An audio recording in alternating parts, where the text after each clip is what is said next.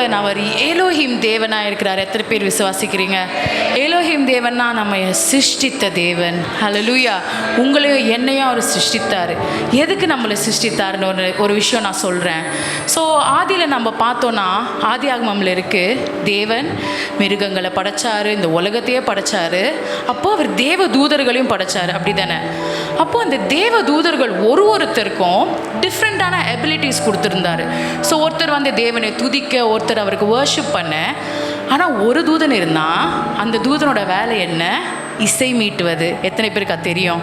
அப்போது அவரோட அந்த ரெக்கைகள், அந்த விங்ஸை அவர் இப்படி பண்ணாருன்னா ஆயிரத்துக்கு ஆயிரம் மியூசிக் இன்ஸ்ட்ருமெண்ட்ஸ் ஒரே நேரத்தில் வாசித்தா எப்படி இருக்கும், அந்த மாதிரி ஒரு செம்மையான ஒரு மியூசிக் வந்துச்சான். அப்போது அந்த மியூசிக் மூலமாக அவங்க கர்த்தரை என்ன செஞ்சாங்களாம்? துதிச்சாங்களாம். அப்போது ஒரு நாள் இந்த தேவ தூதனுக்கு தோணுச்சான், ஏன் கர்த்தரை துதிக்கணும், என்னால் இவ்வளோ மியூசிக் பண்ண முடியுமே அப்படின்னு சொல்லி அவனுக்குள்ளே என்ன வந்துச்சு? ஒரு பெருமை வந்துருச்சு. அப்போது தேவன் என்ன செஞ்சார்? அவனை தள்ளிட்டாரு. தள்ளப்பட்ட தூதன். அவனோட பேர் தெரியுமா யாருக்காச்சும்? Yes, Lucifer. Very good. So அப்போ லூசிஃபர் கீழே வந்துட்டு கர்த்தரிடத்தில் கேட்டானா, நான் தான் இத்தனை நாள் உங்களை துதிச்சுட்டு இருந்தேன், நான் தான் இத்தனை நாள் உங்களை ஆராதனை பண்ணேன், இப்போ யார் உங்களை ஆராதனை பண்ண போகிறா? இப்போ தேவன் என்ன செஞ்சாராம்? கீழே குனிஞ்சு மண்ணை எடுத்து, இந்த மண் என்னை ஆராதிக்கும் என்று சொன்னார். ஆமென். இந்த மண் என்னை ஆராதிக்கும், இந்த மண்ணுடைய ஆராதனை மத்தியில் நான் வாசம் செய்வேன் என்று சொன்னாராம். நாம் யார்? நாம் களிமண்ணினால் செய்யப்பட்டோம். ஆமென். நம்மளை தேவன் வந்து படைச்ச நோக்கம் எதுக்கு? அவரை ஆராதனை செய்கிறதுக்கு. ஒரு 5 நிமிடங்கள் நம்ம என்ன செய்ய போகிறோம்? கர்த்தர் ஆராதனை செய்ய போகிறோம். எழுந்து நிற்கலாமா? எழுந்து நின்று அந்த பயபக்தியோட பரிசுத்த ஆவியானவர், தேற்றரவாளன் அவர் நம்ம மத்தியில் இருக்கிறார். எத்தனை பேர் விசுவாசிக்கிறீங்க? நான் இன்னும் ஒன்று சொல்கிறேங்க. நீங்கள் ஒரு மகிழ்ச்சியாக, ஒரு சந்தோஷமாக இருக்கிற நேரத்தில் கர்த்தரை ஆராதனை செய்கிறத விட, உங்கள் கஷ்டத்தின் மத்தியில், உங்கள் கவலையின் மத்தியில், உங்கள் துன்பத்தின் மத்தியில் ஒரு ஆராதனை செய்கிறீங்கள, அதுக்கு இருக்கிற மாதிரி பவர் வேறு எதுக்குமே இல்லை. தேவன் உங்கள் இருதயத்தை பார்க்கிற தேவனாக இருக்கிறார். அந்த பரிசுத்த ஆவியானவரை வரவேற்போமா? அசைவாடு ஆவியே, தூய்மை ஆவியே, அசைவாடு ஆவியே, தூய்மை ஆவியே, இடமசைய உள்ளம் நிரம்ப இறங்கி வா. நீங்க கைகளை உயர்த்தி அவரிடம் கேட்பீங்களா? இந்த இடம் அசைய உள்ளம் நிரம்ப இறங்கி வாருமே. ஆராதனை ஆராதனை ஆராதனை ஆராதனை ஆராதனை ஆராதனை ஆராதனை. இன்னும் ஒரு விசை ஆராதனை ஆராதனை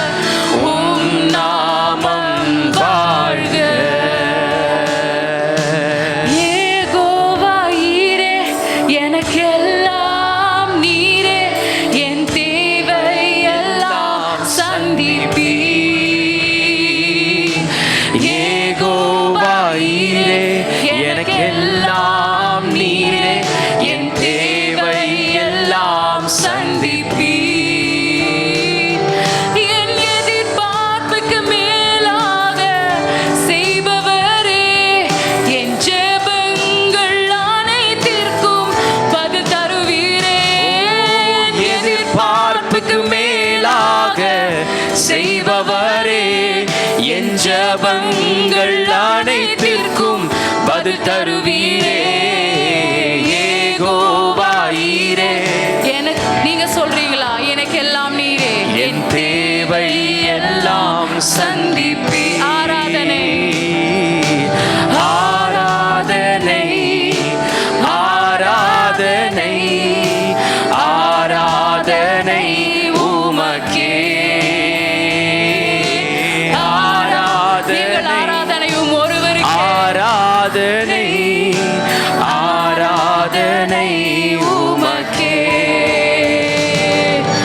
அவர் நாமமே மதுரமதே, அவர் நாமத்தில் சுகமுண்டே. அவர் நாமமே மதுரமதே, அவர் நாமத்தில் சுகமுண்டே. இயேசு நாமம் இயேசு நாமம் இயேசு நாமம் இயேசு நாமம் இயேசு நாமம் இயேசு நாமம் வாழ்கவே. நீங்க சொல்றீங்களா, இயேசு நாமம், இயேசு நாமம் இயேசு நாமம் இயேசு நாமம் இயேசு நாமம் இயேசு நாமம் இயேசு நாமம் வாழ்கவே. இயேசு நாமம், இயேசு நாமம் இயேசு நாமம் இயேசு நாமம் இயேசு நாமம் இயேசு நாமம் இயேசு நாமம் வாழ்கவே. இயேசு நாமம் இயேசு நாமம் இயேசு நாமம், இயேசு நாமம் இயேசு நாமம், இயேசு நாமம் வாழ்கவே. ஆண்டவருடைய வார்த்தைக்கு நேரா நம்ம கடந்து செல்ல போகிறோம். நம்ம ஆண்டவருடைய வார்த்தையை கேட்கும் பொழுது ஒரு தாகத்தோடு கேட்கணும். ஆமென். ஏதோ பாரம்பரியமாக இந்த சண்டே நான் இந்த ஆராதனைக்கு வந்திருக்கிறேன், 9 மணி எனக்கு சர்வீஸ் இருக்குது, இன்றைக்கி நான் வர்ஷிப் பண்ண போகணும், சண்டே போகணும். கிறிஸ்தவர்களுக்கு பொதுவாக சண்டேவோட பிரதானமான ஸ்கெடியூல் என்னவாக இருக்கும் அப்படின்னா, காலையில் சர்ச்சுக்கு போனோம், சர்ச்சு முடிச்சுட்டு எங்கே போகணுன்னா பாய் கடைக்கு போனோம், கறி வாங்க. இல்லை, இந்த 2 பிரதானமான ஸ்கெடியூல் என்ன பண்ணியிருப்பாங்கன்னா கிறிஸ்தவர்கள் அதிகமாக வச்சுருப்பாங்க. ஆனால் நான் ஆழமாக விசுவாசிக்கிறது என்னென்னா, சபைக்கு போக வேண்டும் என்று சொல்லி கட்டாயத்தின் பேரில் அல்ல, ஆண்டவரை தேட வேண்டும் என்று சொல்லி நம்ம போகணும். ஹல்லேலூயா. ஆண்டவர் எனக்கு என்ன செய்ய சித்தமாக இருக்கிறார், ஆண்டவர் என் வாழ்க்கையில் இந்த வாரம் புதுசாக ஒரு ஆசீர்வாதத்தை கொடுப்பாரா என்று சொல்லி ஒரு ஆவலோடு நம்ம கடந்து வரும் பொழுது நம்ம பாடினது போல கிருபையாக ஆண்டவர் நம்மளை நிரப்ப உண்மையில தேவனாக இருக்கிறார். ஹல்லேலூயா. இன்றும் கூட ஒரு சில காரியங்களிடத்தில் நான் பகிர்ந்து கொள்ள, அவனோட வார்த்தையாக பகிர்ந்து கொள்ள நான் ஆசைப்படுகிறேன். ஒரு காரியத்தை நம்ம முதலாவதாக மனதில் வைத்துக் கொள்ளலாம். நம்மளுடைய விண்ணப்பங்களை தேவன் முக்கியத்துவப்படுத்துகிறாரா என்று சொல்லி நம்ம யோசிக்க வேண்டும். அநேக நேரம் நீங்கள் எத்தனையோ வருடத்திற்கு முன்பதாக நீங்கள் ரட்சிக்கப்பட்டிருக்கலாம், நீங்கள் எத்தனையோ வருடமாக ஜெபித்து கொண்டு இருக்கலாம். ஒரு காரியத்தை நான் உங்களிடத்தில் ஒரு கேள்வியாக வைக்க விரும்புகிறேன். இந்த பிரசங்கத்தை ஆரம்பிக்கும் பொழுது மேபி இந்த பிரசங்கத்தின் தலைப்பாக கூட நீங்கள் அதை வைத்துக் கொள்ளலாம்.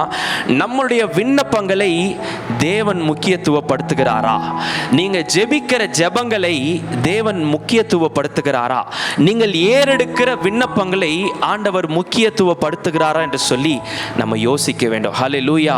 அநேக பிரசங்கிக்கிறத நீங்கள் கேட்டிருப்பீங்க. நம்ம விண்ணப்பங்களை ஆண்டவர் கேட்க வேண்டும், நம்ம விண்ணப்பங்களுக்கு ஆண்டவர் பதில் அளிக்க வேண்டும் என்று சொல்லி பிரசங்கித்திருப்பார்கள். ஆனால் இன்றைக்கு தேவன் நம்முடைய விண்ணப்பங்களை முக்கியத்துவப்படுத்துகிறாரா என்று சொல்லி உங்களோடு சில காரியங்களை பகிர்ந்து கொள்ள நான் ஆசைப்படுகிறேன். ஹல்லேலூயா. நம்ம ஆழமாக விசுவாசிக்கணும், தேவன் என்னுடைய விண்ணப்பங்களை முக்கியத்துவப்படுத்தணும். ஆமென்.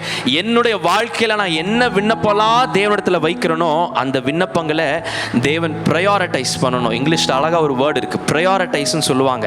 ப்ரையாரிட்டைஸ்னா மற்ற எல்லா அலுவல்களை காட்டிலும் யாருக்கு நம்ம ரொம்ப நேசிக்கிறோமோ, யாரை நம்ம ரொம்ப நேசிக்கிறோமோ அவங்களுக்கு தான் முக்கியத்துவம் கொடுப்போம். இல்லை, அவங்களுக்கு தான் நம்ம ரொம்ப கனப்படுத்தணும்னு யோசிப்போம். உதாரணத்துக்கு நம்ம வீட்டுக்கு ஒரு விருந்தாளி வராங்க அப்படின்னா, அவங்க நமக்கு ரொம்ப வேண்டப்பட்டவங்களா இருந்தால் அவங்களுக்கு கொடுக்குற ஹாஸ்பிட்டாலிட்டி, அவங்களுக்கு கொடுக்குற உபசரிப்பும், யாரோ தெரியாத ஒரு நபர் ஒருத்தர் வந்தா அவங்களுக்கு கொடுக்குற அந்த உபசரிப்பும் வேறுபாடும். இல்லை, எத்தனை பேர் ஆமேன்னு சொல்லுகிறீங்க? அப்போது தேவன் எப்படி நம்மளை ட்ரீட் பண்ணணும் அப்படின்னா, ஆண்டவர் எப்படி நம்மளை உபசரிக்கணும்னா, ரொம்ப வேண்டப்பட்ட ஒரு மகனா மகளா ஆண்டவர் நம்மளை உபசரிக்கணும். ஹல்லேலூயா. ஆண்டவருக்கு நம்ம ரொம்ப வேண்டப்பட்ட மகனா மகளா இருக்கணும். அப்போது என் விண்ணப்பங்களை ஆண்டவர் முக்கியத்துவப்படுத்துகிறாரா என்று சொல்லி நம்ம இந்த காலை வேளையில் யோசிக்கிறவர்களாய் காணப்பட வேண்டும். நான் ஒரு சாட்சியோடு கூட உங்களிடத்தில் இந்த பிரசங்கத்தை ஆரம்பித்தால் நலமாக இருக்கும் என்று சொல்லி நான் யோசிக்கிறேன். 2015ஆம் ஆண்டு நான் என்னோடய பள்ளி படிப்பை முடித்து காலேஜ் சேரலாம் அப்படின்னு சொல்லிட்டு நான் அப்போது யோசித்து கொண்டு இருக்கும் பொழுது என் ஃபேமிலியில் கேட்டாங்க, அப்பா அம்மா கேட்டாங்க, எந்த காலேஜில் நீ சேர போகிற, உனக்கு எந்த காலேஜ் படிக்கணும்னு ஆசையாக இருக்குது அப்படின்னு கேட்டாங்க. என் 12th நான் ரொம்ப நல்லாலாம் படிக்கிற ஸ்டூடெண்ட் கிடையாது. நான் ஒரு 82% தான் வாங்கினேன். ஆனால் நான் எதிர்பார்க்குற காலேஜில் சீட்டு வாங்கினேன்னா அவங்க கேட்ட மார்க் எவ்வளோனா 90% கேட்டாங்க. அப்போ நான் அப்பா கிட்ட சொன்னேன், எனக்கு மெட்ராஸ் கிறிஸ்டியன் காலேஜில் ஒரு சீட்டு வாங்கி கொடுங்க அப்படின்னு சொன்னேன். அப்பா சொன்னாங்க, நான் ஒன்றும் மெட்ராஸ் கிறிஸ்டியன் காலேஜுக்கு கரஸ்பாண்டோ பிரின்சிபலோ கிடையாது, நீ நினச்சப்போலாம் சீட்டு கிடைக்காது, நம்ம என்ன பண்ணணும், ஆண்டவர்கிட்ட ஜெபம் பண்ணுவோம், ஆண்டோட சித்தம் இருந்தால் அது நடக்கும்னு சொன்னாங்க. ஸோ நாங்கள் ஏப்ரல் மாதத்தை இதனோட ப்ராசஸை நாங்கள் ஸ்டார்ட் பண்ணி ஏப்ரல் மாதம் முடிந்தது, சீட்டு கிடைக்கல. மே மாதம் முடிந்தது, சீட்டு கிடைக்கல. ஜூன் மாதம் முடிந்தது, சீட்டு கிடைக்கல. ஜூலை மாதம் காலேஜை ஸ்டார்ட் பண்ணாங்க, அப்பையும் சீட்டு கிடைக்கல.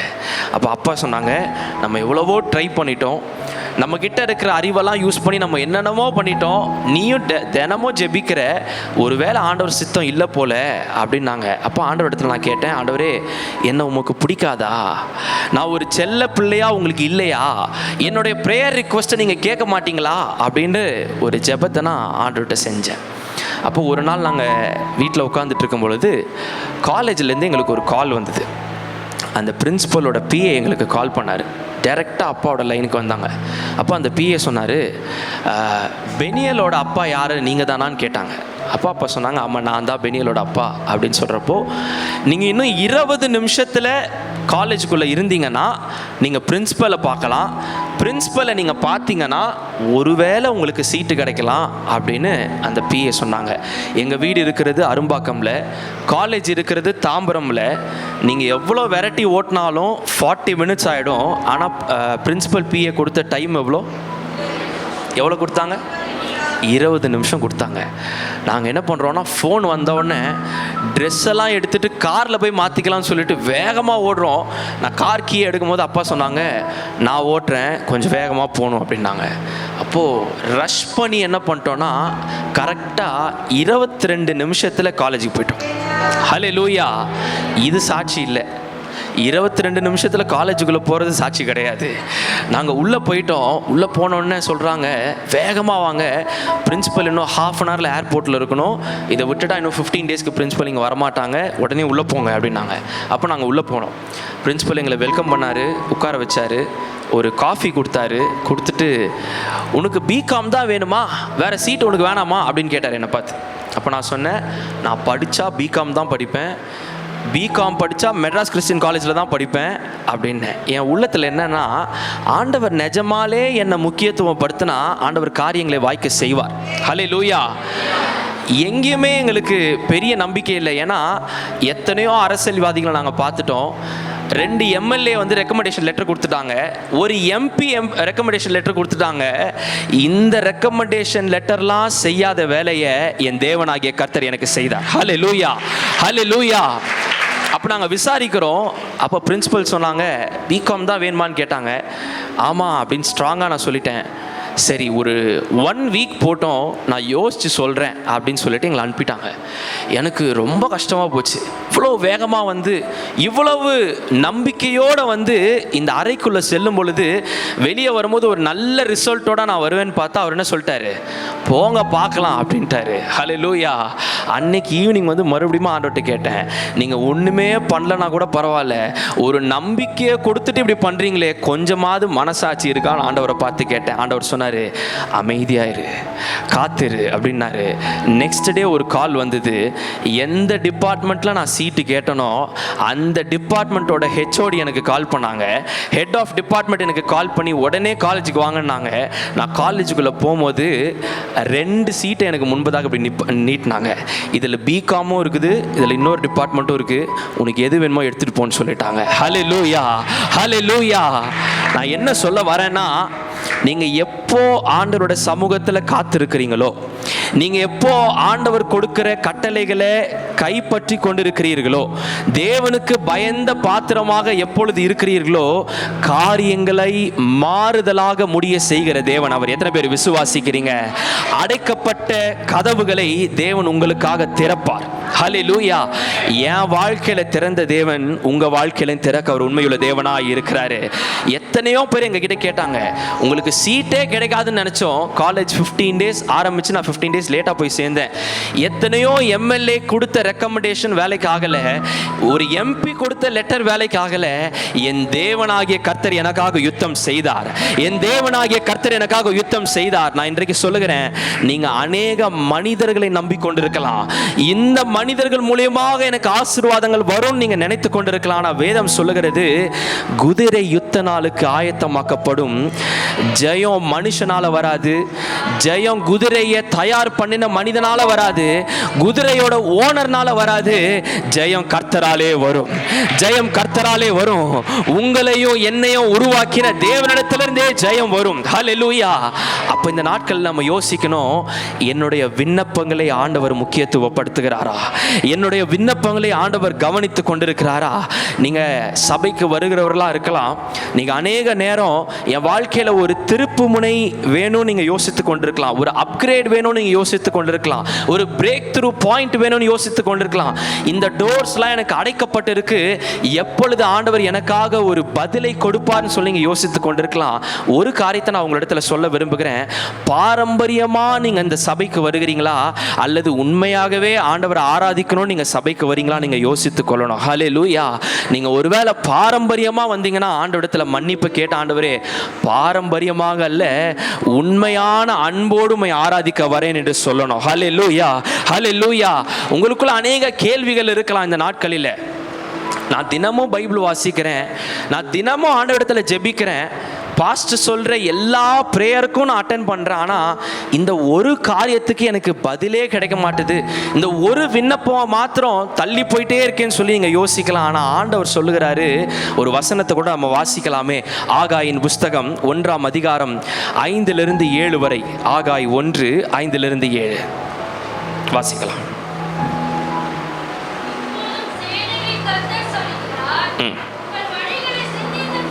உங்கள் வழிகளை சிந்தித்து பாருங்கள்.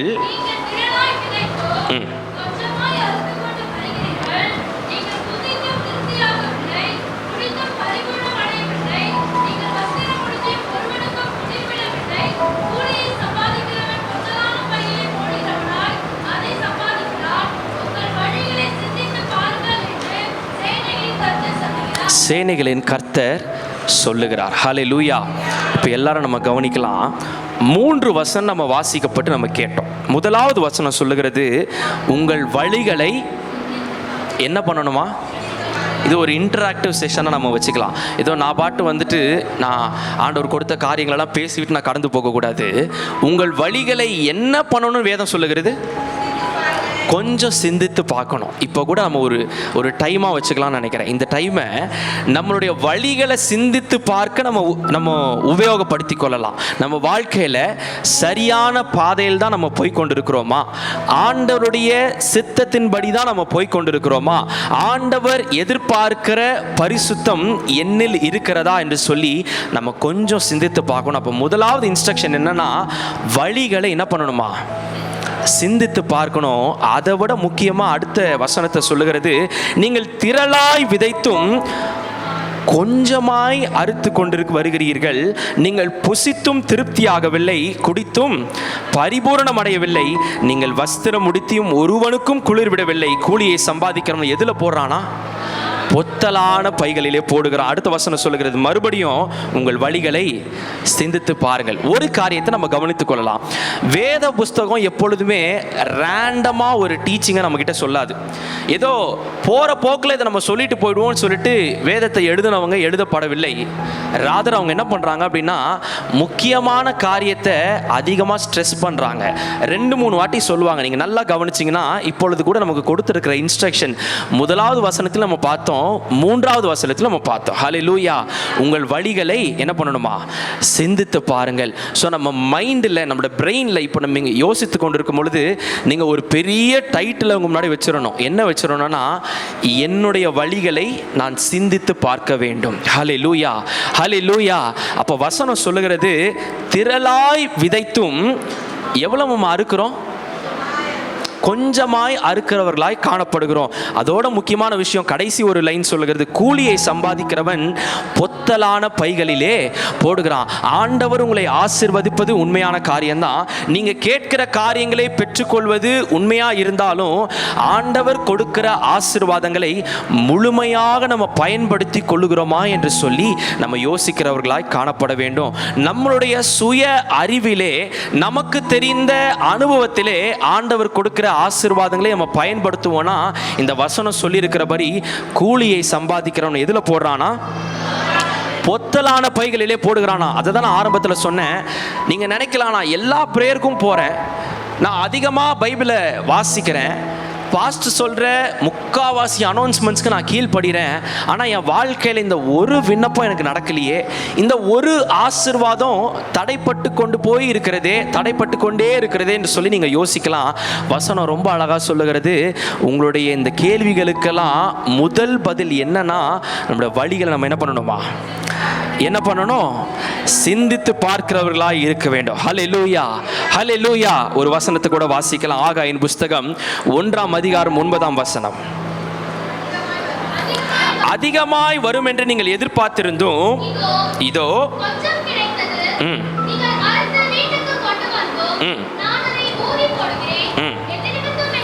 எது நிமித்தம் என்றால், என் வீடு பாழாய் கிடக்கும் போது நீங்கள் எல்லாரும்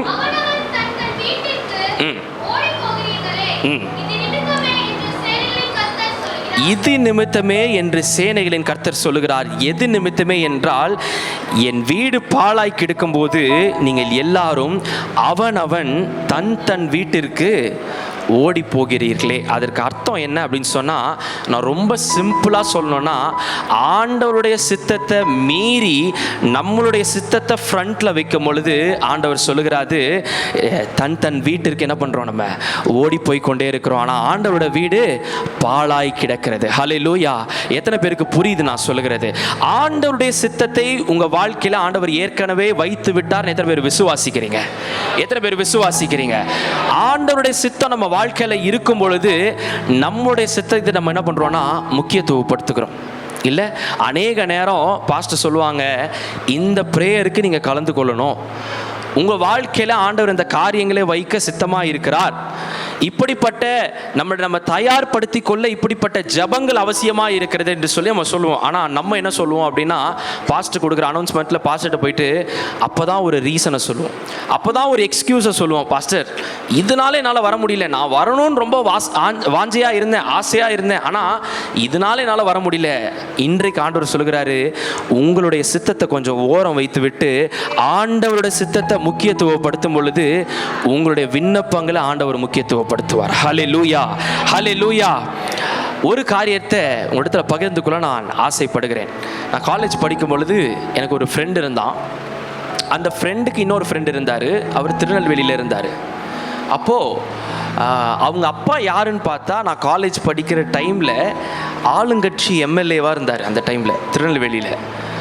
அப்போது எனக்கு ஒரு நியூஸ் வருது. என் ஃப்ரெண்டு சொல்கிறான், என்னோடய நெருங்கிய நண்பன், அவன் சொல்கிறான், நான் நாளைக்கே இமீடியட்டாக திருநெல்வேலி நான் கிளம்பணும், அதனால் ஒரு 2-3 நாள் என்னால் காலேஜுக்கு வர முடியாது அப்படின்னு சொல்கிறேன். அப்போ நான் ஏன்னு கேட்கும் பொழுது, திருநெல்வேலியில் இருக்கிற என்னுடைய நெருங்கிய நண்பன் பைக் ஆக்சிடெண்ட்டில் இறந்து போயிட்டான், ஸோ நான் போய் பார்க்க போகிறேன் அப்படின்னு சொல்லிட்டு என் ஃப்ரெண்டு சொன்னான். அப்போ நான் சரின்ட்டேன். அவன் அந்த ஃபியூனரல் எல்லாம் அட்டன் பண்ணிட்டு வந்ததுக்கப்புறம் நான் அதை பற்றி விசாரித்தேன், யார் என்ன ஏது அப்படின்னு விசாரிக்கும் பொழுது இந்த இறந்த பையனுடைய அப்பா வந்து ஒரு பெரிய செல்வந்தர், அவருக்கு இல்லாத சொத்தே கிடையாது, பல கோடிக்கு அதிபர், பல கார் வைத்திருக்கிறாரு. மகன் கேட்டான்ற ஒரே காரணத்துக்காக 18 லட்ச ரூபா கொடுத்து ஒரு பைக் வாங்கி கொடுத்தாரு. மகன் என்ன பண்ணனா அந்த பைக்கில் வேகமாக போய் அடித்து அவன் இறந்து போயிட்டான் ஸ்பாட்டில். அந்த அந்த அடக்க ஆராதனையெல்லாம் முடித்து விட்டு அவங்க வீட்டுக்கு வரும் பொழுது அவங்க வீடு ஒரு பெரிய கார்டனுக்கு முன்பதாக அவங்க வீடு இருக்குமா, அவங்க வீட்டுக்கு முன்பதாக பெரிய தோட்டம் இருக்குமா. அந்த தோட்டத்துக்கு நடுவில் அவங்க அப்பா உட்கார்ந்துட்டு தன்னுடைய மார்பில் அடித்து கொண்டு சொல்கிறாராம், இவ்வளவு சம்பாதித்தும் அர்த்தம் இல்லாமல் போயிடுச்சே, அர்த்தம் இல்லாமல் போயிடுச்சு, எனக்கு இருப்பது ஒரே மகன், இவ்வளவு நான் சம்பாதித்தோம் அர்த்தமே இல்லாமல் போயிடுச்சே. அதை தான் நம்ம பைபிளில் வாசித்தோம், கூலியை சம்பாதிக்கிறவன் பொத்தலான பைகளிலே போடுகிறான். ஆண்டவருடைய சித்தத்திற்கு நம்ம கீழ்ப்படியலைன்னா நம்மளோட வாழ்க்கை அர்த்தம் இல்லாமல் போயிடும். எத்தனை பேர் விசுவாசிக்கிறீங்க? எத்தனை பேர் ஆமென் சொல்லுகிறீங்க? ஹல்லேலூயா. உங்களுக்கும் எனக்கும் ஆண்டவர் ஒரு சித்தம்னு வைத்திருக்கிறாரு. நம்ம என்ன சொல்லணும்? ஆண்டவரே, உம்முடைய சித்தத்திற்கு நான் கீழ்ப்படிவேன், உம்முடைய சித்தத்திற்கு எப்பொழுதுமே நான் கீழ்ப்படிவேன். இந்த நாட்களில் பார்க்கும் பொழுது அநேக அட்வான்ஸ்மெண்ட் வந்துருச்சு, நம்ம அநேக ஃபெசிலிட்டிஸ் நமக்கு வந்துருச்சு. இந்த எல்லா ஃபெசிலிட்டிஸ்க்கும் முக்கியத்துவப்படுத்திட்டு ஆண்டவரை நம்ம முக்கியத்துவப்படுத்தலைன்னா நம்மளோட விண்ணப்பங்கள் கேள்விக்குறியாக மாறிவிடும். ஹல்லேலூயா. ஸோ ஒரு காரியத்தை நான் உங்கள் இடத்துல சொல்ல விரும்புகிறேன். இந்த ஞாயிற்றுக்கிழமை ஆராதனையில் உங்களுடைய விண்ணப்பத்தை ஆண்டவரை முக்கியத்துவப்படுத்தணும்னு நீங்கள் நினச்சிங்கன்னா ஆண்டவருடைய சித்தத்தை நீங்கள் முக்கியத்துவப்படுத்தணும். நம்மளுடைய வழிகளை நம்ம சிந்தித்து பார்க்கிறவர்களாக இருக்க வேண்டும். எப்பொழுது நம்மளுடைய வழிகளை நம்ம சிந்தித்து பார்க்கிறோமோ ஆட்டோமேட்டிக்காக உங்களுடைய விண்ணப்பத்தை ஆண்டவர் முக்கியத்துவப்படுத்தி அதற்கு பதில் அளிக்கிற தேவனாக இருக்கிறார். எத்தனை பேர் விசுவாசிக்கிறீங்க? ஹல்லேலூயா. வேதத்தில் கூட ஆண்டவர் ஒரு நபரை அதிகமாக நம்புகிறார், அதிகமாக அந்த அந்த அந்த நபரின் மீது ஒரு நம்பிக்கை வைக்கிறார். யாருன்னு பார்த்தா செருபாபேல். எத்தனை பேருக்கு செருபாபேல் பற்றி தெரியும்? ஒரு சிலருக்கு தெரியும் இல்லையா? செருபாபேலை பற்றி நம்ம வாசிக்கலாம். எஸ்ராவின் புஸ்தகம் 2ஆம் அதிகாரம் 1 2 வசனங்களை 2 வசனங்களை வாசிக்கலாம். எஸ்ராவின் புஸ்தகம் 2:1-2.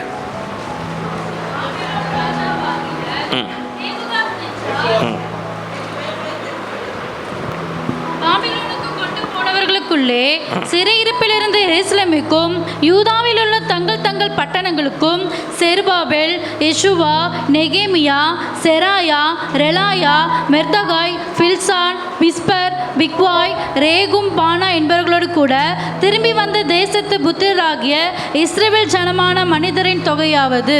இப்போ நம்ம 2 வசனங்களை வாசிக்க கேட்டோம். இதில் முதல்ல போட்டிருக்க நேம் என்ன பேர் போட்டிருக்கு? இல்லை 2வது வசனத்தில் எல்லாரும் சொல்லலாம்? இல்லை எல்லாரும் இன்னும் சொல்லலை. எல்லாரும் சொல்லலாம் அந்த பேரை. ஆமாம். ஏன் நான் உங்களை சொல்கிறேன்னா, செருபாபேல் யாருன்னு நம்ம முதலாவதாக புரிந்து கொள்ள வேண்டும். ஏன் ஆண்டவர் செருபாபேலை ரொம்ப நம்பினார், ஏன் ஆண்டவர் செருபாபேலுடைய விண்ணப்பங்களுக்கு ஏன் முக்கியத்துவப்படுத்தினார் சொல்லி இந்த ஆராதனையில் நம்ம புரிந்து கொள்ள வேண்டும். அப்போது செருபாபேல் முதலாவதாக யாருன்னு நம்ம பார்க்கலாம். செருபாபேல் எங்கே இருக்கிறார் அப்படின்னா பாபிலோன் தேசத்தில் அவர் பிறக்கிறாரு இல்லை? ஸோ அப்போ செருபாபேலுடைய பெயர் காரணம் இல்லை பெயருடைய அர்த்தத்தை நம்ம பார்க்கும் பொழுது நான் வாசித்த ஒரு குறிப்பில் செருபாபேல்னா என்ன அர்த்தம் அப்படின்னா who was sown in Babylon. பாபிலோனில் விதைக்கப்பட்டவன் தான் செருபாபேல். அப்போ பாபிலோன் என்ன மாதிரி தேசமாக இருக்கிறதுன்னு பார்த்தா, இப்போ நம்ம எந்த நாட்டில் இருக்கிறோம்னா தமிழ்நாட்டில் இருக்கிறோம். தமிழ்நாட்டை நீங்கள் எடுத்தீங்கன்னா 2 விதமான நகரங்களை நம்ம அரசு என்ன பண்ணுது அப்படின்னா கிளாசிஃபை பண்ணி வச்சுருக்கிறாங்க. முதல் நகரம் என்னன்னா மெட்ரோபாலிட்டன்னு சொல்லுவாங்க. இந்த மெட்ரோபாலிட்டன் சிட்டிஸ்லாம் என்ன மாதிரி சிட்டிஸ்ன்னு கேட்டால் சென்னை, பெங்களூர், நீங்கள் கொஞ்சம் நார்த் சைட் போயிட்டுனா மும்பை, இதெல்லாம் மெட்ரோபாலிட்டன் சிட்டியில் வரும். இந்த மெட்ரோபாலிட்டன் சிட்டியில் எல்லா வசதியுமே இருக்கும் இல்லை? இப்போ சென்னையில் இல்லாத வசதியே கிடையாது, மும்பையில் இல்லாத வசதியே கிடையாது, எல்லா வசதிகளும் என்ன இருக்குது? சென்னையில் இருக்குது. அதை தான் என்ன பண்ணுவாங்கன்னா மெட்ரோபாலிட்டன் சிட்டிஸ்ன்னு சொல்லுவாங்க. 2வது ஒரு வகை இருக்கிறது, இது என்னென்னா காஸ்மோபாலிட்டன் சிட்டின்னு சொல்லுவாங்க.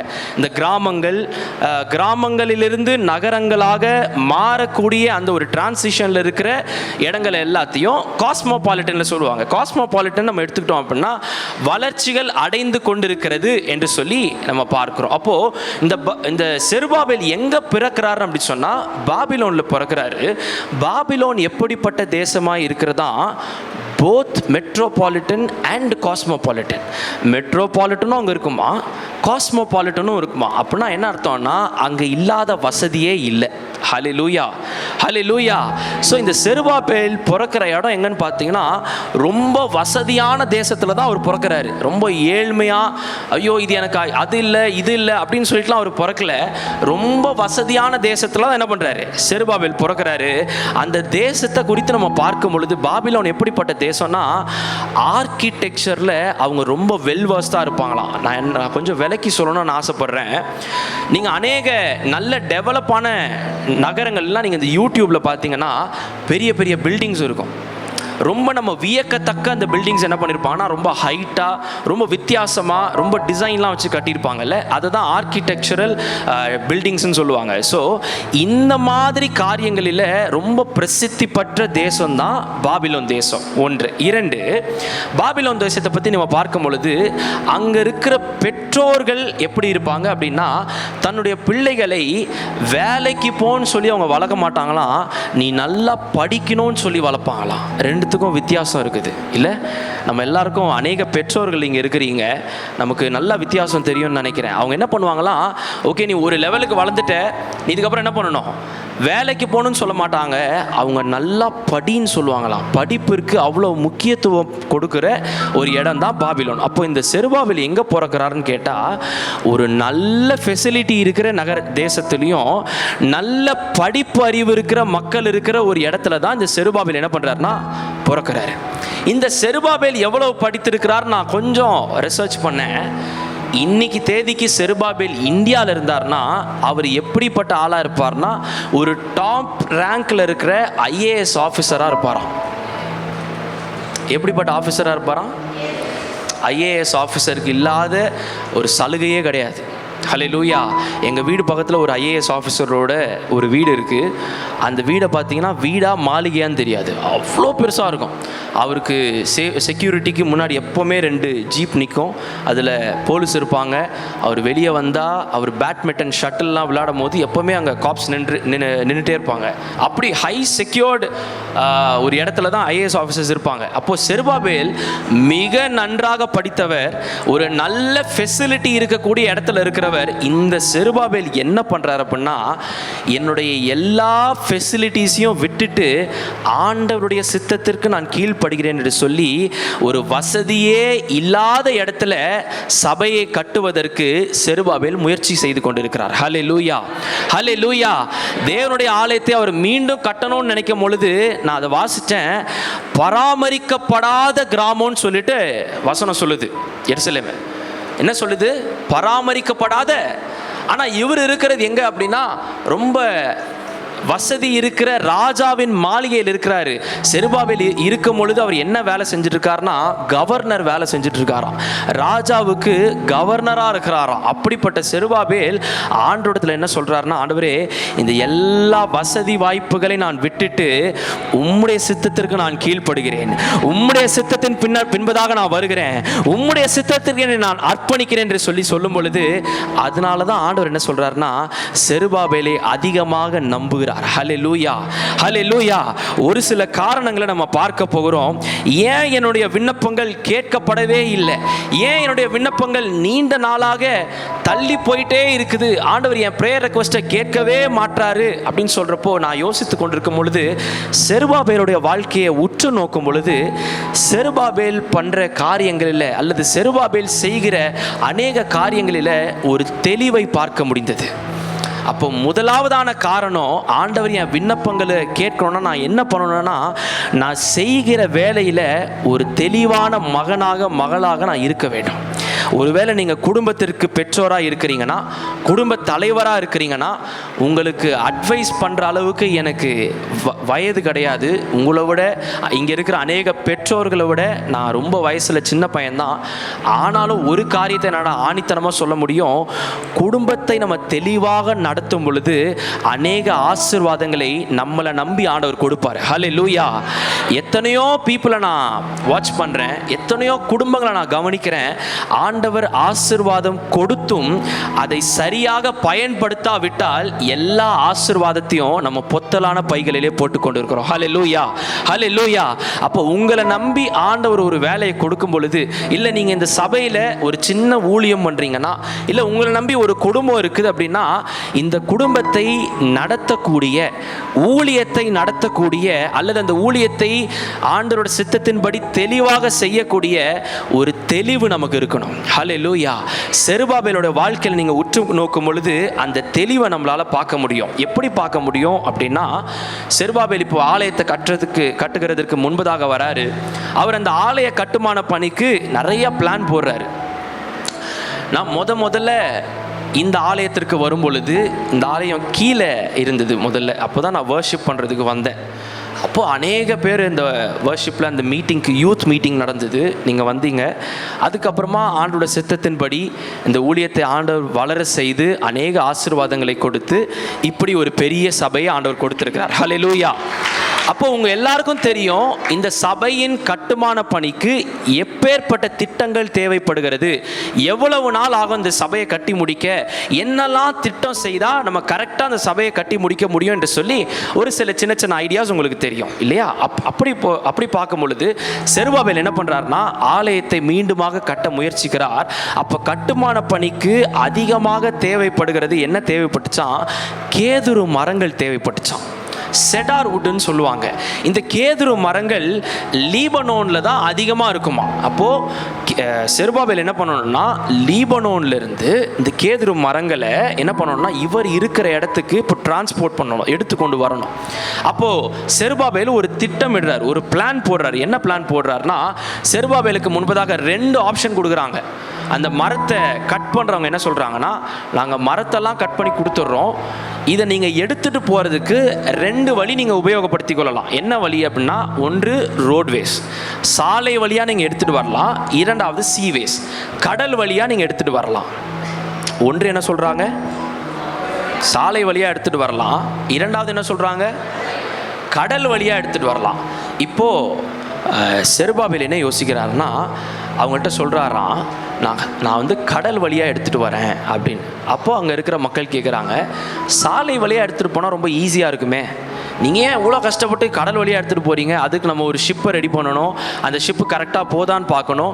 இவ்வளோ நாள் அந்த ஷிப்பு ட்ராவல் பண்ணும்போது நம்ம மனசெல்லாம் கலங்கிட்டே இருக்கும், இந்த உட்டெல்லாம் என்னாச்சு, இந்த மரங்கள்லாம் என்னாச்சுன்னு கலங்கிட்டே இருக்கும். இவ்வளோ நீங்கள் ரிஸ்க் எடுக்கணுமா அப்படின்னு யோசிக்கும் பொழுது செருபாபேல் ஒரு பிளான் சொல்கிறார். என்ன பிளான் சொல்கிறாருன்னா, நீங்கள் எப்போ இந்த கேதுரு மரங்களை கடல் வழியாக எடுத்துகிட்டு வரீங்களோ, இந்த கடலில் இருக்கிற உப்பு காற்று அந்த மரத்தின் மீது பட்டு அந்த மரம் என்ன ஆகிடுமா, நல்ல சீசன் ஆகிடுமா. அந்த மரம் நல்லா சீசன் ஆயிடுச்சுன்னா இந்த ஆலயம் கட்டுவதற்கு ஏற்ற மரங்களாக அது மாறிவிடும் என்று சொல்லி செருபாபேல் என்ன பண்றாருன்னா ஒரு நல்ல பிளானை கொடுக்கிறார். ஹல்லேலூயா, ஹல்லேலூயா. அப்போ நம்ம ஒரு காரியத்தை செருபாபேலிருந்து கற்றுக்கொள்ளலாம். என்னன்னா, அவர் செய்கிற வேலையில் அவர் தெளிவாக இருக்கிறார். ஆமென், ஆமென். அவர் செய்கிற வேலையில் அவர் எப்படி இருக்காரு? அநேகருக்கு அந்த தெளிவு இல்லாதனால தான் நம்ம வாழ்க்கையில் இருக்கிற ஆசீர்வாதங்களை நம்ம பொத்தலான பைகளிலே போட்டு கொண்டு இருக்கிறோம். ஹல்லேலூயா. அப்போ இன்றைக்கு ஆண்டவரிடத்தில் நம்ம கேட்கணும், ஆண்டவரே, நான் செய்கிற வேலையில், நான் படிக்கிற படிப்பில், வாலிப பிள்ளைகள் இருக்கிறீங்கன்னா, நான் படிக்கிற படிப்பில், நான் செய்கிற வேலையில், எனக்கு கொடுத்திருக்கிற குடும்பத்தில், எனக்கு கொடுத்திருக்கிற ஊழியத்தில் காரியங்களை தெளிவாக செய்கிறதற்கு எனக்கு ஞானத்தை கொடுப்பீராக, எனக்கு ஞானத்தை கட்டளையிடுவீராக, என் வாழ்க்கையில் ஒரு ஞானத்தால் என் ஆசீர்வதிங்கன்னு சொல்லி நம்ம கேட்கும் பொழுது ஆண்டவர் ஒரு நல்ல தெளிவை நம்ம வாழ்க்கையில் கட்டளையிடுவார். ஹல்லேலூயா. எத்தனை பேர் விசுவாசிக்கிறீங்க? இந்த ஆராதனையில் இங்கே வந்திருக்கிற எல்லாருக்கும் ஒரு நல்ல ஞானத்தை ஆண்டவர் கட்டளையிடுவாராக. எல்லார் சிரசிலும் ஒரு புதிய பலனை ஆண்டவர் வைப்பாராக, ஒரு புதிய திட்டத்தை வைப்பாராக, ஒரு புதிய ஞானத்தினால உங்களையும் என்னைய நிரப்புவாராக. ஹல்லேலூயா. நான் காலேஜ் படிச்சுட்டு இருக்கும் பொழுது, நாங்கள் காலேஜ் முடிக்கிற டைமில் அந்த டீச்சர்ஸ்லாம் எங்களை பார்த்து கேட்டாங்க, அடுத்து நீங்கள் என்ன பண்ண போகிறீங்க? இங்கே அநேக வாலிப பிள்ளைகளை நான் பார்க்குறேன், நீங்களும் காலேஜ் படித்து கொண்டு இருக்கலாம், உங்கள் டீச்சர்ஸ் உங்களை பார்த்து கேட்டிருக்கலாம், அது உங்கள் பேரண்ட்ஸ் உங்களை பார்த்து கேட்டிருக்கலாம், நெக்ஸ்ட்டு நீ என்ன பண்ண போகிற? அப்போது என் டீமில், எங்கள் டீம் பெரிய டீம், ஒரு 20-25 பேர் நாங்கள் ஃப்ரெண்ட்ஸு. அப்போ என் டீமில் இருந்த ஒருத்தன் சொன்னால், நான் பெங்களூரில் போய் லாயருக்கு படிக்க போகிறேன் அப்படின்னா. அப்போ நாங்கள் அவனை பார்த்து கேட்டோம், ஏண்டா லாயருக்கு படிக்கணும்னா நீ முன்னாடியே படிக்க வேண்டியதானே, எதுக்கு இப்போ வந்து பிகாமை படிச்சுட்டு இதை முடிச்சுட்டு திருப்பி லாயருக்கு ஏன் படிக்கிற அப்படின்னு கேட்டப்போ நாங்கள் அவனை ரொம்ப ஏளனமாக பார்த்தோம். இவன் லூஸ் மாதிரி என்ன பண்ணுறான், ஆல்ரெடி ஒரு 3 years பிகாம் முடிச்சுட்டு அதுக்கப்புறம் திருப்பி போய் லாயருக்கு படிக்கிறேன்றான் அப்படின்னு பார்த்தோம். அவன் எதுவுமே பண்ணல, சைலண்ட்டாக இருந்தான். அவன் பெங்களூருக்கு போனான், ஒரு 3 years அட்வொகேசி அவன் படித்து முடிச்சுட்டு திருப்பி சென்னைக்கு வந்தான். சென்னைக்கு வரும்பொழுது அவனை பார்த்து யாரெல்லாம் ஏளனமாக சிரித்தாங்களோ அவங்கள விட 3 மடங்கு அவன் அதிகமாக சம்பாதிச்சான். அவங்கள விட 3 மடங்கு சம்பாதித்தது மாத்திரமல்ல, அவனுக்கு வந்த ஆசீர்வாதத்தை அவன் கரெக்டாக யூஸ் பண்ணான். அவன் என்ன செய்கிறானோ அதில் தெளிவாக இருந்தான்.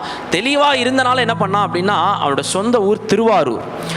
அவன் சென்னையில் இருந்துட்டு திருவாரூரில் ஒரு வீடு கட்டினான். அந்த வீடு சாதாரண வீடு அல்ல, ஆஸ்திரேலியாவில் இருக்கிற ஒரு மிக பிரசித்தி பெற்ற ஒரு சிவில் இன்ஜினியர் கட்டின ஒரு வீடு.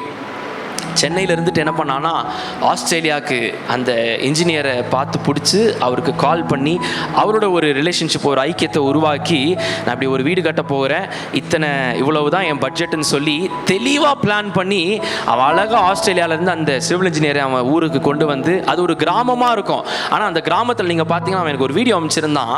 அவங்க அந்த ட்ரோன் ஷாட்டை வச்சு மேலே அவன் அந்த வீடை ஷூட் பண்ணுறாங்க.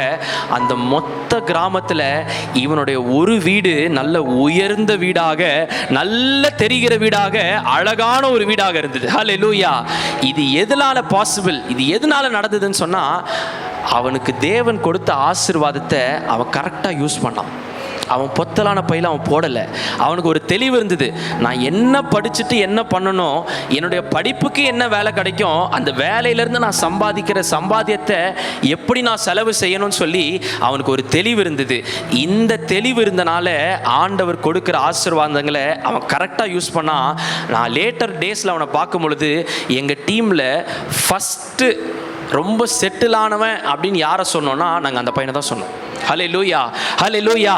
அநேக ஆசீர்வாதங்கள் உங்களை நோக்கி வரலாம், அநேக திட்டங்களை ஆண்டவர் உங்களை நோக்கி கொடுக்கலாம். அந்த திட்டங்கள்லாம் சரியாக நம்ம பயன்படுத்தணும்னா நமக்கு ஞானம் வேண்டும். ஹல்லேலூயா. நமக்கு ஞானம் மாத்திரம் இல்லை அப்படின்னா நம்ம ஆண்டவர் கொடுக்குற ஆசீர்வாதங்களை பொத்தலான பைகளிலே போடுகிறோம். அப்போது செருபாபேலை பார்க்கும் பொழுது ஆண்டவர் கொடுக்குற அந்த ப்ராஜெக்ட்ஸ், ஆண்டவர் கொடுக்குற திட்டங்களை கரெக்டாக என்ன பண்ணுறாரு, தெளிவாக பிளான் பண்ணி ஆண்டவருக்கு செய்யும் பொழுது அந்த உட்டெல்லாம் என்ன பண்ணுறாருன்னா, அவர் கடைசியில் நான் ஒரு ரிசர்ச்சில் படித்தேன், அவர் அந்த ஆலயத்திற்கு உபயோகப்படுத்தின அந்த கேதுரு மரங்களை போல வேற எங்கேயுமே சீசன்டு ட்ரீ வேற எங்கேயுமே கிடைக்கவே இல்லையா. இதற்கு காரணம் என்னன்னு சொன்னால், செருபாபேல் தான் செய்கிற ஊழியத்திலும் தான் செய்கிற வேலையிலும் ஞானம் உள்ளவனாய் காணப்பட்டான். ஹல்லேலூயா. இப்பொழுது கூட நம்ம யோசிக்கலாம், என்னுடைய விண்ணப்பங்கள் ஏன் ஆண்டவர் ஏற்றுக்கொள்ளவே மாட்டாரு, ரொம்ப நாளாக ஏன் தள்ளி போயிட்டே இருக்கு அப்படின்னா, ஆண்டவர் உங்களுக்கு கொடுக்கிற ஆசீர்வாதங்களை, ஆண்டவர் ஏற்கனவே உங்களுக்கு கொடுத்திருக்கிற ஆசீர்வாதங்களை, ஆண்டவர் ஏற்கனவே உங்கள் சிரசின் மீது வைத்த சித்தத்தை நம்ம தெளிவாக பயன்படுத்துகிறோமா, சரியாக பயன்படுத்துகிறோமா, அந்த காரியத்தை கரெக்டாக உபயோகப்படுத்தி கொள்ளுகிறோமா என்று சொல்லி நம்ம யோசிக்கிறவர்களாய் காணப்பட வேண்டும். ஹல்லேலூயா. அப்போ முதலாவது காரியம் என்ன பண்ணணும், நம்ம தெளிவாக யோசிக்கணும். சொல்லுங்கள், தெளிவாக யோசிக்கணும். உங்கள் பக்கத்தில் இருக்கிறவங்கள பார்த்து சொல்லுங்கள், நீங்கள் தெளிவாக யோசிக்கணும். சிரிச்சிட்டே சொன்னால் அவங்க எவ்வளோ சந்தோஷப்படுவாங்க. நீங்கள் தெளிவாக யோசிக்கணும். ஹல்லேலூயா.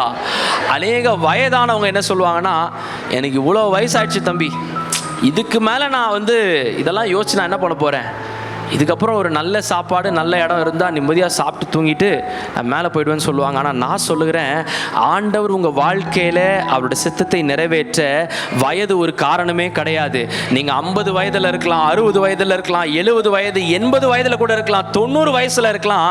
ஆனால் ஆண்டவர் நினைச்சார்னா அவருடைய கையில் உங்களை எடுக்க முடியும், அநேகருக்கு உங்களை ஆசீர்வாதமாக மாற்ற முடியும். ஹல்லேலூயா.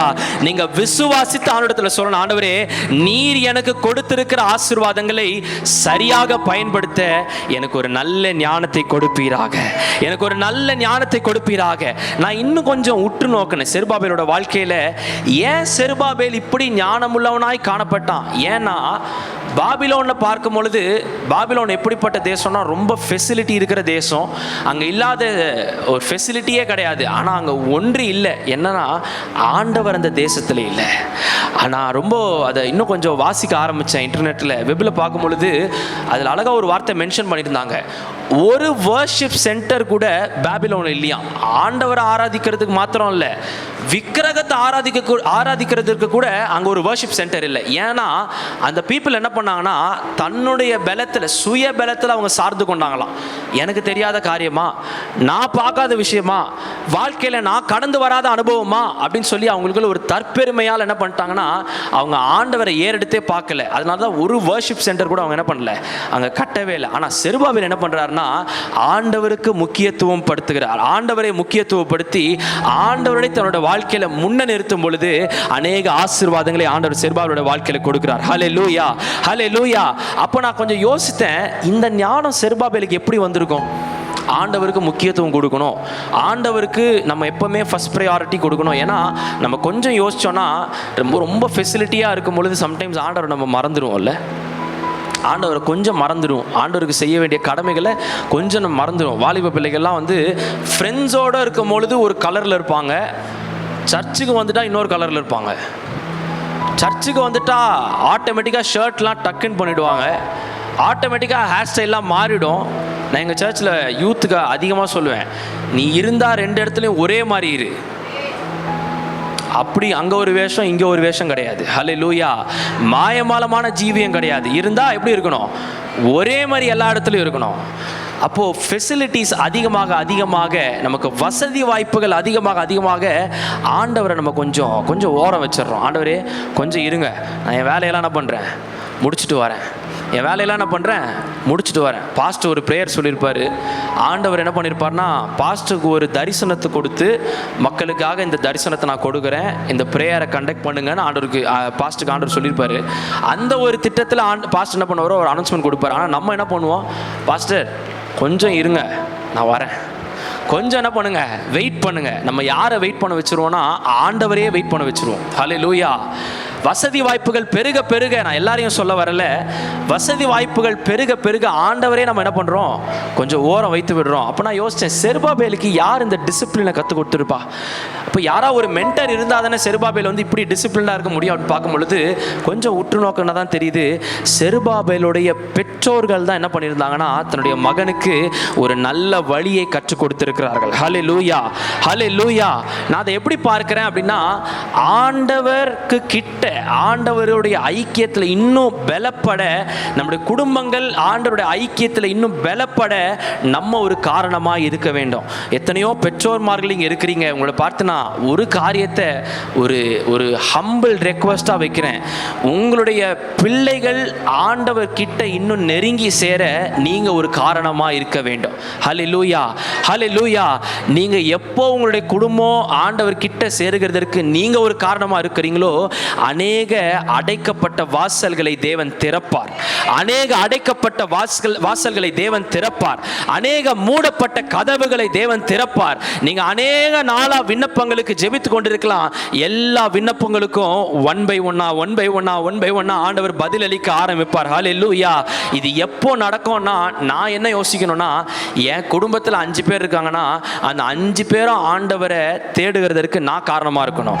அப்படி குடும்பத்தில் 4 பேரும் யோசிச்சாங்கன்னா எல்லாருமே ஆண்டவர் கிட்ட இன்னும் அதிகமாக சேருவோம். ஹல்லேலூயா, ஹல்லேலூயா. அப்போ 2வது பாயிண்ட் என்ன நான் சொல்ல வரேன் அப்படின்னா, ஆண்டவர் கிட்ட நம்ம சேருகிறதற்கு, நம்மளோட குடும்பம் சேருகிறதற்கு நம்ம ஒரு காரணமாய் இருக்க வேண்டும். வாசிக்கலாம் ஒரு வசனத்தை, உபாகமத்தின் புஸ்தகம் 6ஆம் அதிகாரம் 6லிருந்து 7 வரை வாசிப்போமே.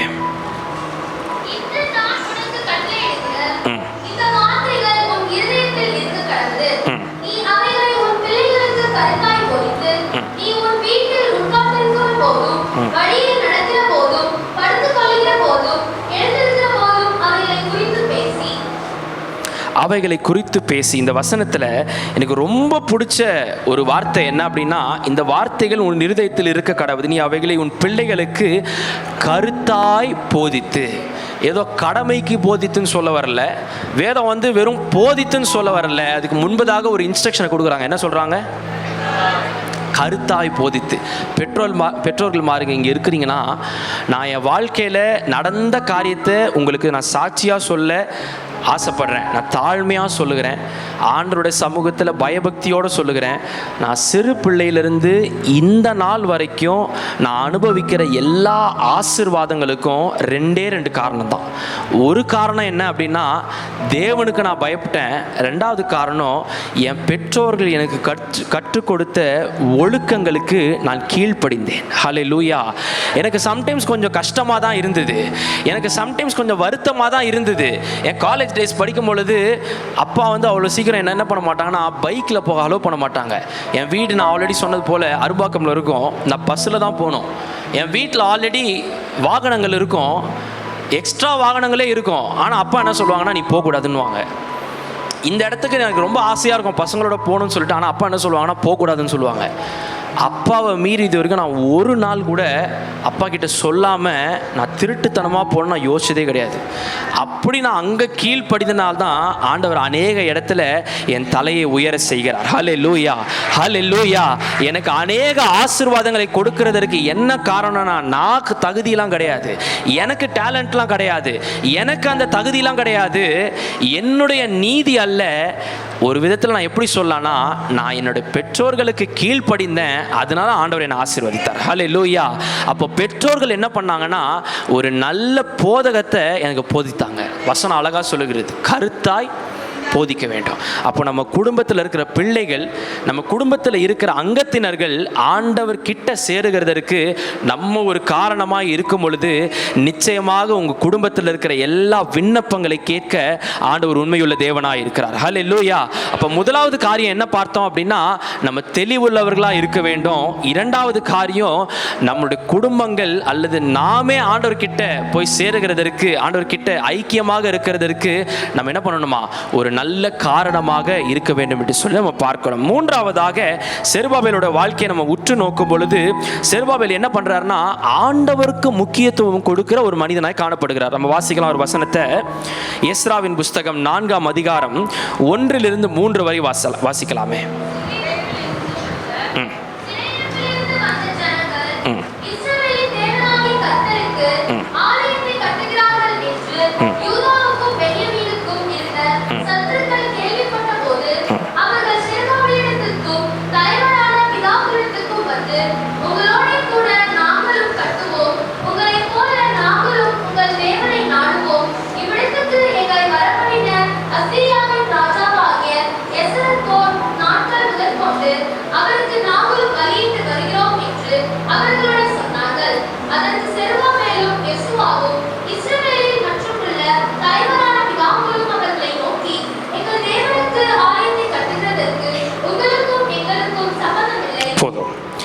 உங்களுக்கும் எங்களுக்கும் நான் ஏன் இந்த 3 வசனத்தை வாசிக்க வச்சேன்னா, உங்களுக்கு ஒரு ஐடியா, ஒரு பேக்ரவுண்ட் கிடைக்கணும்னு சொல்லிட்டு தான் நான் இந்த 3 வசனத்தை வாசிக்க வச்சேன். அப்போ இங்கே செருபாபேல் ஆலயத்தை கட்ட ஆரம்பிச்சிட்டாரு.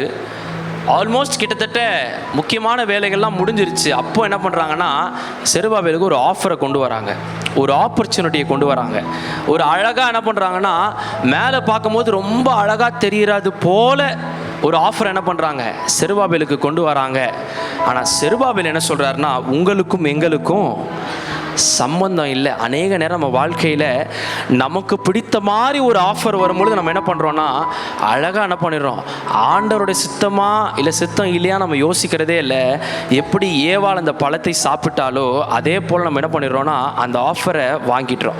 ஒரு சில ஆப்பர்ச்சுனிட்டி, ஒரு சில வாய்ப்புகள் உங்களுக்கு வரும்பொழுது, இதில் ஆண்டோட சித்தம் இருக்குதா, ஆண்டவருக்கு இது பிரியமான காரியமா என்று சொல்லி நம்ம யோசிக்கிறதே இல்லை. ஆனால் செருபாபேல் என்ன பண்ணுறாருன்னா, ஒருவேளை இந்த ஆஃபரை செருபாபேல் அக்செப்ட் பண்ணியிருந்தா என்ன ஆயிருக்கும் அப்படின்னு நான் யோசிச்சா, அநேக பொருட்களை சபை கட்டுவதற்கு அந்த மக்கள் என்ன பண்ணியிருப்பாங்கன்னா, இலவசமாக கொடுத்துருப்பாங்களாம்.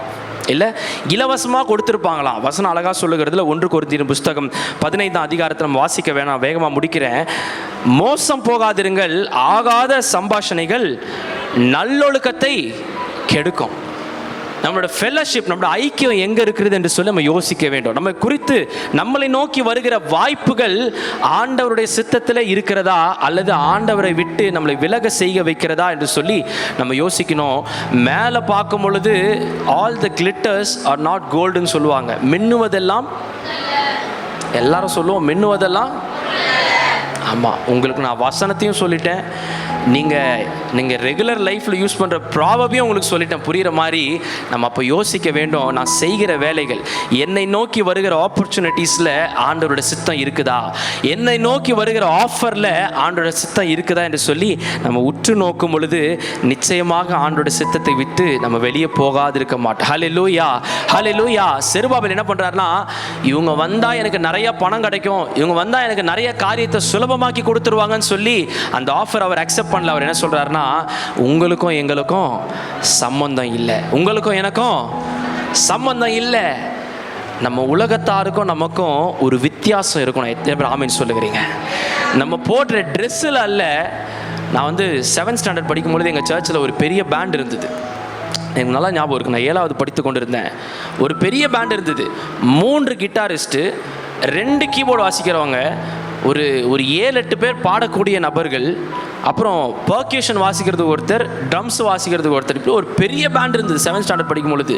அப்போ நாங்களாம் என்ன பண்ணோம்னா, சர்ச் முடிச்சுட்டு கீழே ஒரு பெட்டி கடை ஒன்று இருக்கும். அந்த பெட்டி கடையில் எல்லாம் ஒரு இவ்வளோ பெரிய டீமும் கீழே போயிட்டு ஜூஸ் குடிக்கலான்னு போனோம். ஒரு சண்டே ஒரு 12:30 இருக்கும் மத்தியானம். அப்போ நாங்கள் எல்லாம் நின்று ஜூஸ் குடிச்சிட்டு இருக்கோம். அப்போது ஒருத்தர் அந்த பெட்டி கடைக்கு பக்கத்தில் இருக்கிற ஒருத்தர் என்ன பண்ணுறாருனா, எங்களை நோக்கி வந்தார். அவர் ஒரு பிராமணராக இருந்தார். ஸோ அவர் எங்ககிட்ட வந்து என்ன சொன்னார் அப்படின்னா, ஒரு நபரை மாத்திரம் கை நீட்டி, இவரை பார்த்தா தான் இயேசுவை பார்க்குறது போல் இருக்குதுன்னு சொல்லிட்டு அவர் பாட்டுன்னு போயிட்டார். எனக்கு ஒன்றுமே புரியல. அவர் பாட்டுன்னு வந்தார். எங்ககிட்ட ஒன்றும் பெருசாக நீங்கள் யார் என்ன இதெல்லாம் அவர் கேட்கல. அவர் என்ன பண்ணார்னா, நேராக வந்து ஒரு பையனை மாத்திரம் கை நீட்டி, இவரை பார்த்தா தான் யாரை பார்த்தது போல் இருக்குதான், இயேசுவை பார்த்தது போல் இருக்குது அப்படின்னு சொல்லி அவர் சொல்லிட்டு அவர் பாட்டு போயிட்டார். எனக்கு என்னன்னா, ஏன் என்னை பார்த்து சொல்லலைன்னு ஒரு ஆசை. ஏன் அப்போ என்னை பார்த்தா கிறிஸ்டியன் போல தெரியலையா, என்னை பார்த்தா கிறிஸ்தவனை போல இல்லையா, ஆண்டரோட சாயல் போரி நான் இல்லையா அப்படின்னு சொல்லி எனக்கு ஒரு ஆசை. அப்போ நான் வீட்டுக்கு போயிட்டு கொஞ்ச நேரம் வந்து யோசித்தேன். லஞ்ச் டைமில் உட்காந்து ஏன் அவனை பார்த்து மாத்திரம் இப்படி சொன்னாங்க அப்படின்னு நான் யோசித்தேன். அப்போது அந்த பையனோட கேரக்டரை நான் கொஞ்சம் யோசிக்க ஆரம்பித்தேன். அவனோட குணாதிசயங்களை யோசிக்க ஆரம்பித்தேன். அந்த பையன் எப்படி இருப்பான்னா, யாராவது வந்து என்கிட்ட பேசினா தான் நான் பேசுவேன்னு கிடையாது, அவனே வாலண்டியராக போய் பேசுவான்.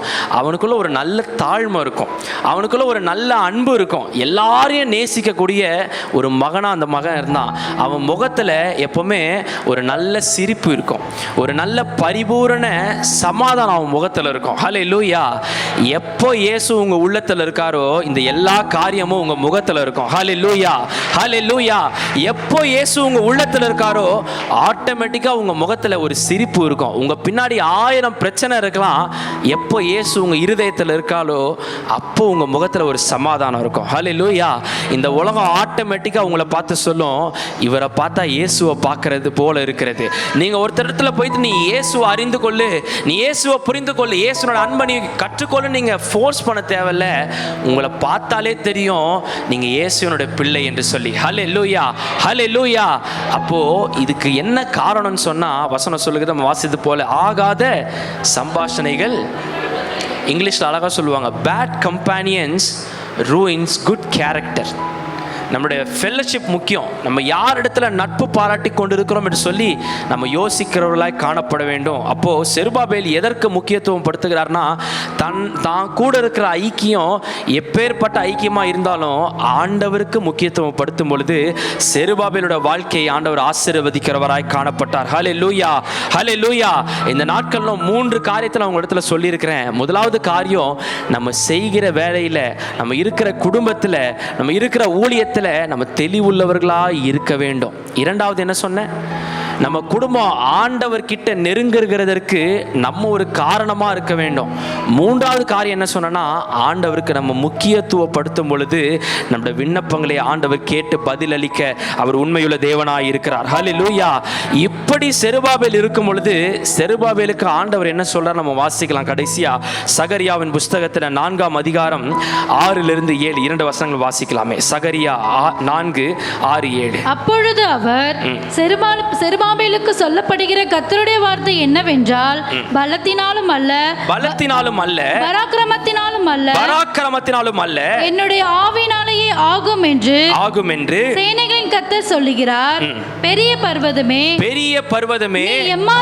நீ எம்மாத்திரம் செருபாபேலுக்கு முன்பதாக நீ சமபூமி ஆவாய். தலைக்கல்லை அவன் கொண்டு வருவான், அதற்கு கிருபை உண்டாவதாக என்று ஆர்ப்பரிப்பார்கள். நீங்க எப்போ ஆண்டவருக்கு கீழ்ப்படுகிறீங்களோ, நான் சொன்ன 3 காரியத்தை நம்ம கடைபிடிக்கும் பொழுது, செருபாபேலை போல நம்ம இருக்கும் பொழுது ஆண்டவர் சொல்றாரு, பெரிய பர்வதமே நீ எம்மாத்திரம் செருபாபேலுக்கு முன்பதாக நீ சமபூமி ஆவாய். செருபாபேலுக்கு முன்பதாக நீ சமபூமி ஆவாய். நீங்க ஆண்டவருக்கு எப்போ முக்கியத்துவம் கொடுக்குறீங்களோ, உங்க சத்துருவுக்கு முன்பதாக ஆண்டவர் என்ன பண்ணுவார்னா, செருபாபேலுக்கு முன்பதாக, என் மகளுக்கு முன்பதாக நீ சமபூமி ஆவாய். உங்க சத்துருக்கள் சமபூமி ஆவார்கள், உங்களோட சத்துருக்கள் உங்களை விட்டு ஓடி போவார்கள் என்று சொல்லி ஆண்டவர் உங்களுக்காக யுத்தம் செய்ய அவர் உண்மையுள்ள தேவனாய் இருக்கிறாரு. ஆண்டவர் உங்களுக்காக யுத்தம் செய்ய அவர் வல்லமையுள்ள தேவனாய் இருக்கிறாரு. இது எப்போ நடக்கும் அப்படின்னு சொன்னா, செருபாபேலை போல நம்ம மாறணும். ஹல்லேலூயா, ஹல்லேலூயா. நம்ம ஆண்டவரிடத்துல சொல்லணும், ஆண்டவரே என் விண்ணப்பங்கள் அநேக நாளாய் தள்ளி போயிட்டே இருக்குது, என் ப்ரேயர் ரெக்வஸ்ட் அநேக நாளாக தள்ளி போயிட்டே இருக்கிறது. நான் யாரை போல மாற நினைக்கிறேன்னா, செருபாபேலை போல மாற நினைக்கிறேன். எப்போ நீங்கள் செருபாபேலை போல மாறுறீங்களோ, ஆட்டோமேட்டிக்காக உங்களோட சத்துருக்கள் சமபூமி ஆவார்கள். உங்களோட சத்துருக்கள் சமபூமி ஆவார்கள். உங்களை ஆண்டவர் சாதாரண கல்லாக அல்ல, மூளை கல்லாக அல்ல, தலை கல்லாக மாற்றுவார். தலை கல்லாக மாற்றுவார். இங்க இருக்கிற வாலிப பிள்ளைகளுக்கு நான் சொல்லுகிறேன், நீங்க அநேக கன்ஃபியூஷன்ல இருந்தீங்கன்னா, ஒரு குழப்பத்தில் இருந்தீங்கன்னா, நான் சொல்லுகிறேன், செருபாபேலை போல நீங்க மாறினீங்கன்னா, ஆண்டவர் உங்களை ஏதோ ஒரு மூளை கல்லாக அல்ல, ஒரு ஓரத்தில் அல்ல, ஆண்டவர் உங்களை தலை கல்லாக மாற்றுவார். தலை கல்லாக மாற்றுவார். உங்கள் குடும்பத்திற்கு நீங்கள் ஒரு ஆசீர்வாதமாக இருப்பீர்கள். நீங்க இருக்கிற இடத்திற்கு நீங்க ஒரு ஆசீர்வாதமாக இருப்பீங்க.